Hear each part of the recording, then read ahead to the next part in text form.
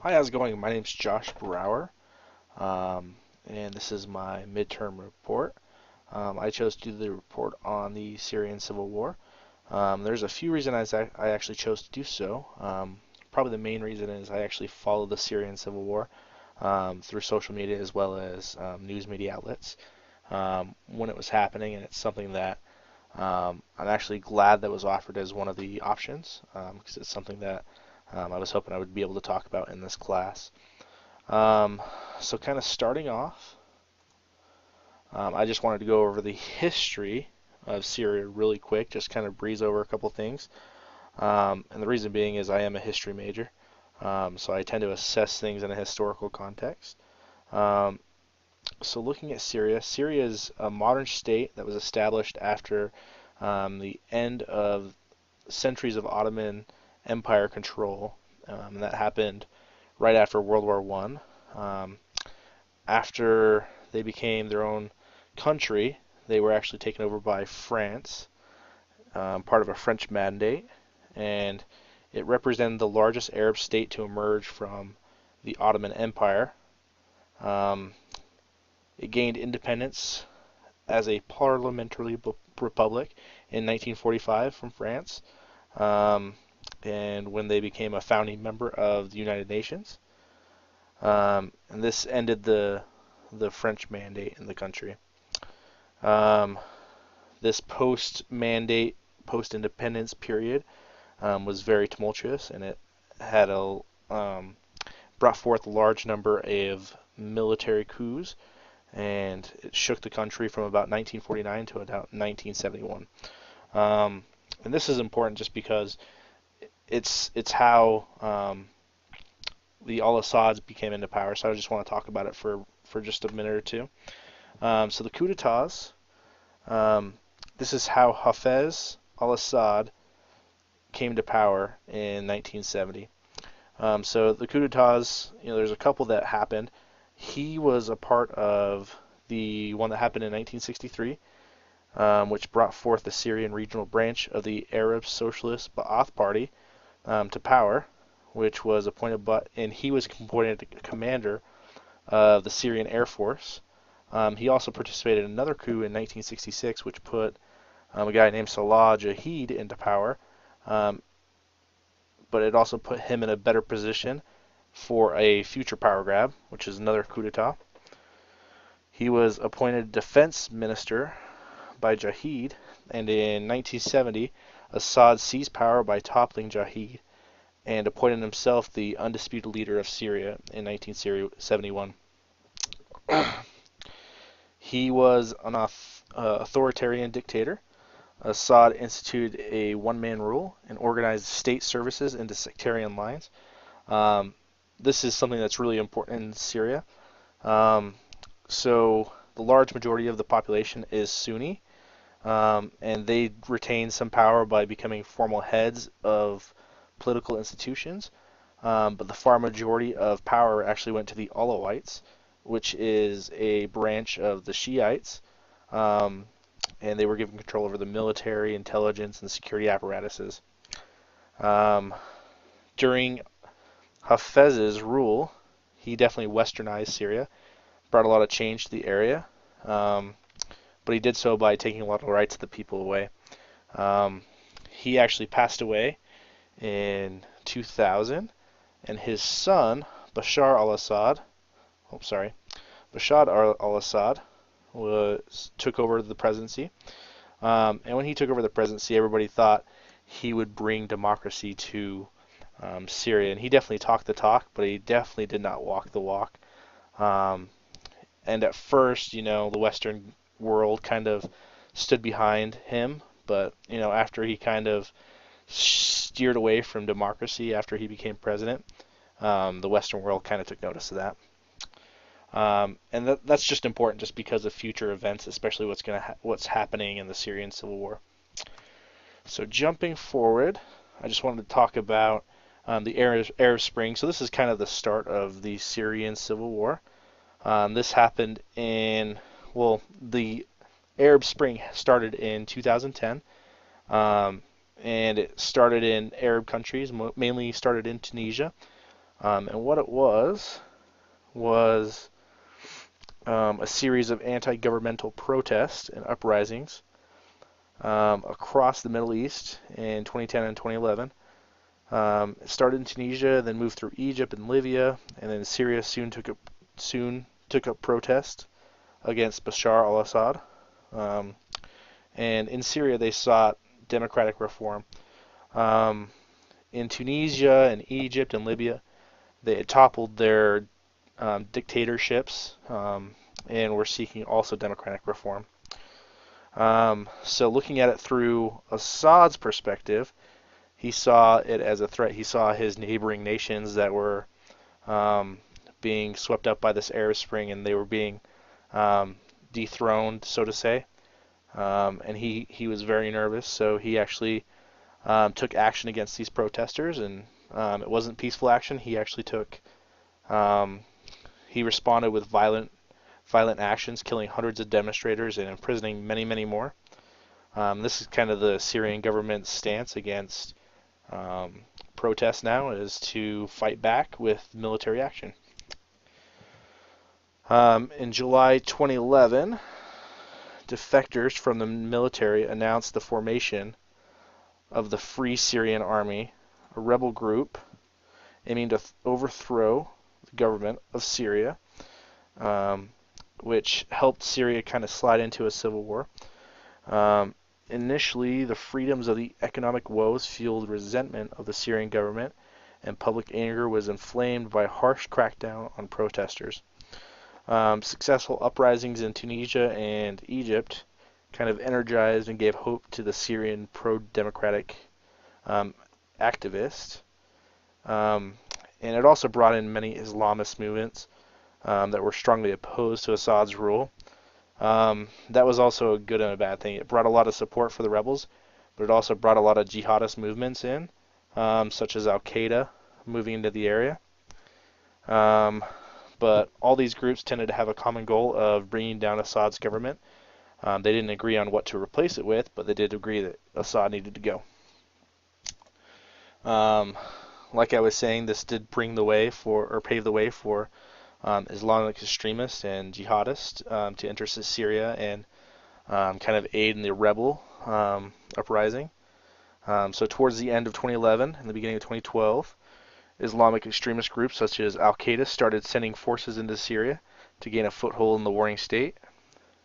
What is interesting about this is Assad actually supports this move for jihadists into the rebel groups, because he believes it will tarnish the reputation and claim of the rebel groups that have legitimate concerns, and he also hopes it will make it harder for foreign intervention, especially with assistance monetarily or training. He thinks it's going to be harder for the Western world to get involved if there are jihadist movements. It'd be hard for the U.S. to get involved, especially. So moving into 2012, what makes the Syrian civil war so complicated is the international relations that Assad has with certain world powers. Assad's chief ally is Iran, and in 2012 they started sending troop supplies to aid Assad in defending his dictatorship, eventually gaining support from Hezbollah with troops on the ground to fight the rebels. Now to counter that, the Arab nations, kind of led by Saudi Arabia, started funneling money and resources into the rebel groups there, mainly through Turkey and then through Jordan, to kind of support those powers. And this is that schism that we were kind of talking about earlier. You have the rebel groups, which are primarily Sunni powers that supported them, and then you have the Shiite groups, which was Assad's regime, that was mainly supported by Iran.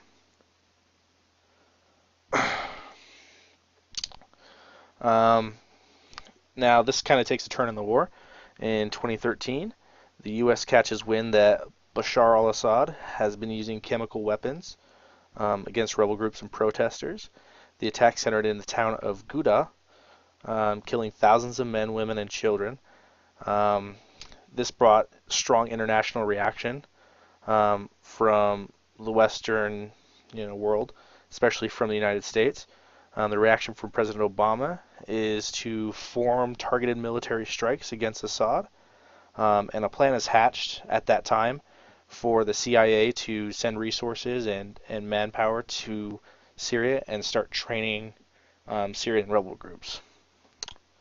Um, but before the U.S. can actually attack and strike, Russia kind of intervenes, steps in and takes the chemical weapons away from Syria, being an ally of Syria. And the U.S. ends up backing down. But it kind of created an interesting problem. It kind of pitted two former Cold War enemies against each other again in the 21st century. And it's all over, who should rule Syria. The United States secret CIA program did eventually go into Syria in late 2013 and start training troops to help fight against Assad's regime. That just helped galvanize the war in the region and, escalate it further. Now this is kind of an interesting shift in the war as well. In early February 2014, a splinter group of Al-Qaeda breaks away from the Syrian Al-Qaeda forces over internal disagreements and forms a new rebel group called ISIS, or the Islamic State of Iraq and Syria, or it's also known as Daesh. Instead of siding with the rebels and attacking Assad, like all the other rebel groups, ISIS actually seeks to carve out their own state within Syria. They call it the Caliphate, and they start fighting with other rebel groups, mainly the Kurds, but also with rebel groups that are fighting Assad. They start taking large portions of land from Syria and Iraq, and they start to wreak havoc among the locals there that stand in their way. I'm sure you've seen them in the news recently. They're hard to miss. This brings on greater international intervention once ISIS kind of enters the scene, and now you have Assad and ISIS within Syria, and there's tons of military action going on. So in late 2014, the United States goes ahead with its previous plans of bombing Assad in Syria, as well as they target ISIS, who at this time, it's kind of a shift in focus for the United States. They start to see ISIS as a larger and larger threat, and Assad's kind of fading into the background. At this same time, Turkey actually starts getting involved. Turkey had previously been a little bit neutral. They did send the Kurds down to help out in the war, but at this point, they start bombing Syria. But instead of bombing mainly ISIS, they also bomb, rebel forces as well. And in 2015, so this is another shift in the war, Russia kind of gets involved. So Russia is kind of sick of standing on the sidelines and standing behind Assad. They decide to get involved with airstrikes. And at first, the Western world is like, finally, Russia's involved. They step in the war and perform airstrikes. They say they are targeting ISIS, becoming a huge thorn in the side of the Western world. But they end up assisting Assad in bombing rebel forces that oppose him to give him power again. The shift in conflict has gone from Bashar al-Assad to fighting the rise of ISIS. With numerous terrorist attacks around the world, the future of Syria is a big question mark still, especially with ISIS and ISIL forces still in the area. There's still great conflict there. There's reports every day of the U.S. sending special forces troops in there to help deal with, ISIS attacks and preventing them from taking further territory. And this kind of brought up an interesting situation for Syria, and that is the Syrian refugees. Since the Syrian civil war began, as many as 386,000 people have been killed, including nearly 14,000 children. And that's numbers according to the Syrian Observer for Human Rights. The war has become more deadly since foreign powers joined the conflict, which is understandable, especially with the firepower that a world power such as Russia or as the United States can bring to the table. Because of this conflict, nearly 5 million Syrian refugees have fled the country, seeking help, sparking political arguments around the world how to deal with the human cost of the war. Um, especially with the election cycle here in the United States at this time in 2016, it's hard not to turn on the news and hear about Syrian refugees, where certain political campaigns stand on letting them into our country, or forcing all Syrian refugees to go somewhere else. Um, the fact is still that there's millions of people that are in need, that need help, they need shelter, um, and that's just the cost of the war in Syria. Syria at this time has been pretty much decimated. Um, once great nation has kind of crumbled, and people are just fleeing. It's kind of sad to see. But that is the state of Syria at this time. As far as the Syrian civil war, um, Bashar al-Assad claimed that it ended in 2013 and that the civil war was over, and that all further military action was against ISIS. But it's clear, just doing some research and from the U.S. stances, um, the Syrian civil war is still going strong today. There are rebel groups that still oppose Assad and his regime, and they are fighting against him and his forces. The fight has shifted to ISIS, though, unfortunately. I thank you for your time. Thank you for listening to me. Once again, my name is Josh Brower. Thanks.